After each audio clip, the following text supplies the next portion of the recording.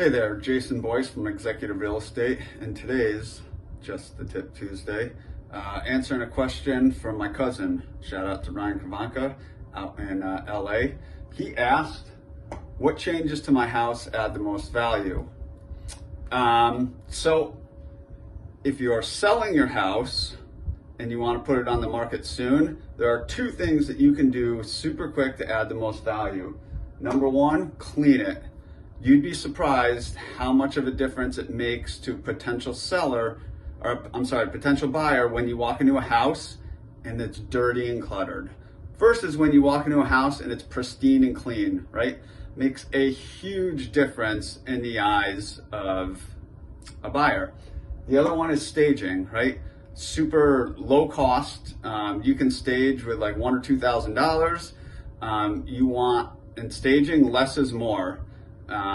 No dirt, no clutter, but you want furniture placed in certain places. But staging works because most people have no imagination. If they walk in a completely vacant, empty house, they're not oohed and awed. But if they walk into a room, they see a dining room table, a nice couch, small things, but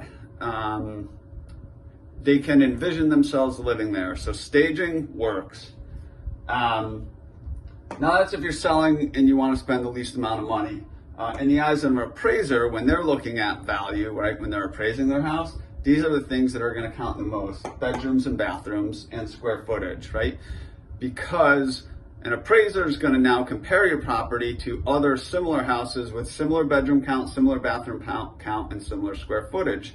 So if you can increase those, you're now stepping up to that next bracket tier of house. That being said, it's generally going to cost you more to add that than it's going to add in value, just the way it works.